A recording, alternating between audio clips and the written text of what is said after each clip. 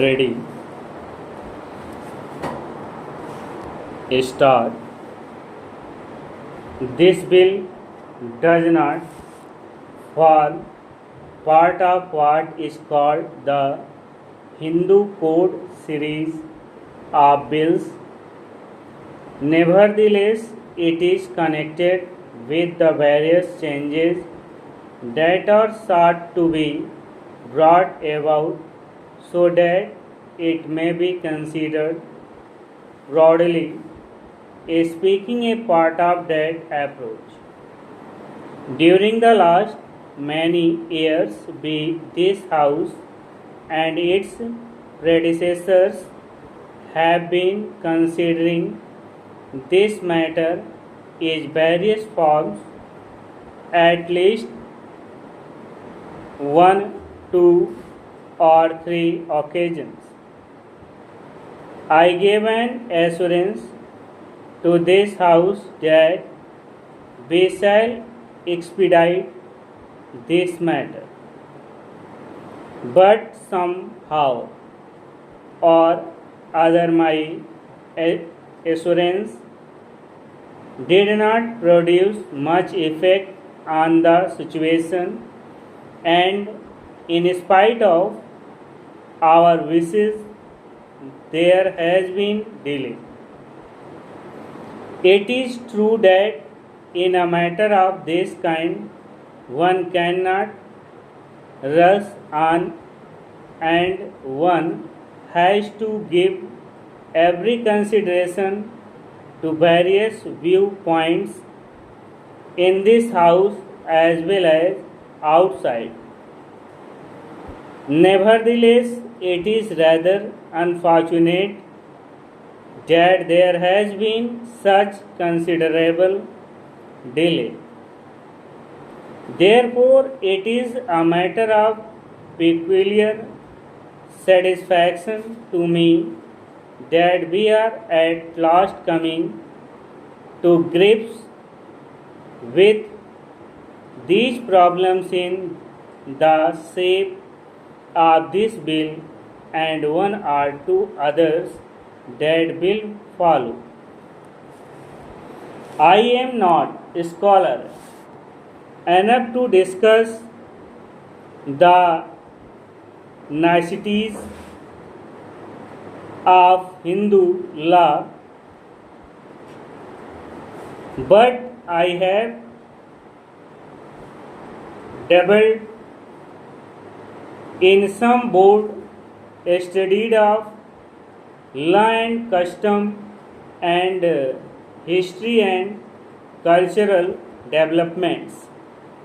My own conception of Hindu society has been that it is essentially dynamic, not static and unchangeable.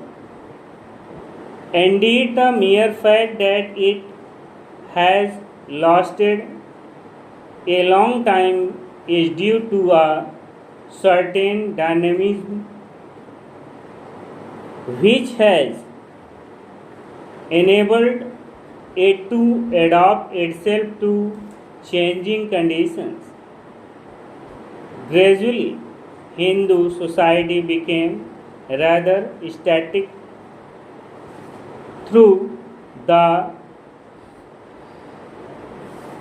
hardening of the caste system and in various other ways.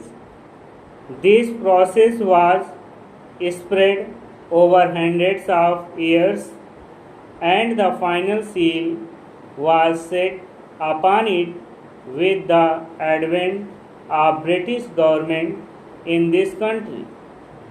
Whenever we talk of Hindu law, we always talked of Hindu law and custom, which mean that custom was gradually changing Hindu law. That is, as conditions changed, customs developed which affected the law in practice, whatever it might have been in the ancient text. Of course, there are so many ancient texts that one can quote the scripture for any argument. Anyhow, the coming of the British, as I said, made the whole conception static because they codified our law and did so with the help of the most conservative sections of the community here. We have gone through political revolution in this country and become independent. We are going through a process of economic change. There is another aspect which is equally important, and that is social change. I do not think it is possible for you to think in terms of political change, ignoring economic and social change.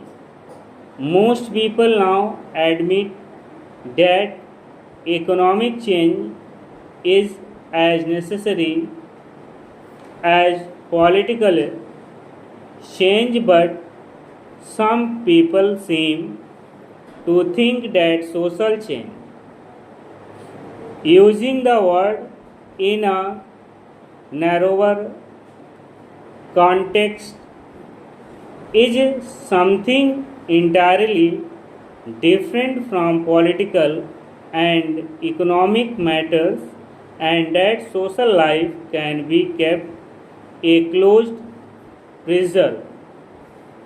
I submit that this is not the right outlook because life is an integrated whole.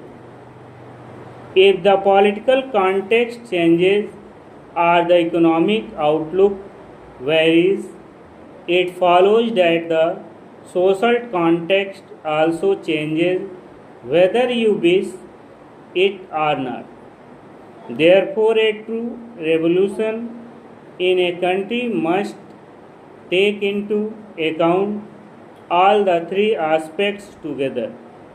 The person who considered himself a political revolutionary but a reactionary or a conservative in the economic sense or in the social sense is not an integrated person.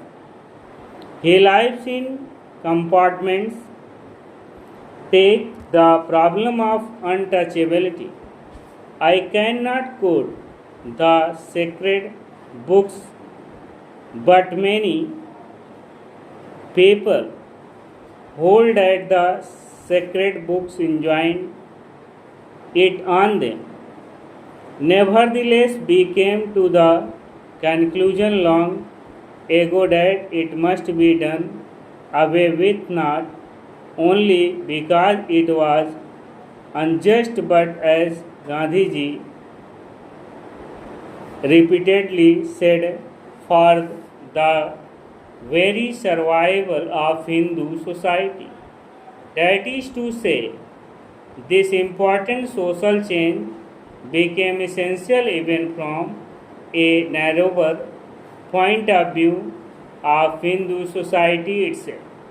That manner of thinking has to be applied to other problems of human relationship as well. After all, the biggest problems of the world are human relationships, whether of one individual with another or an individual with a group or one group with another group. So far as this particular bill is concerned, as the House knows, it is a permissive measure. It is not forced down anybody's throat. It is essential to have permissive measures as a halfway course which will lead to other measures. I do not propose to say anything about the clauses of the bill. I think that as the bill has emerged from the Council of States, it would be desirable to make alteration or amendments only here and there, not in regard to any big principles. This is not be all, no any kind of a party measure. It is a measure affecting all of us. The bill concerns not merely Hindus, for it is a permissive measure which anybody can take advantage of. Start.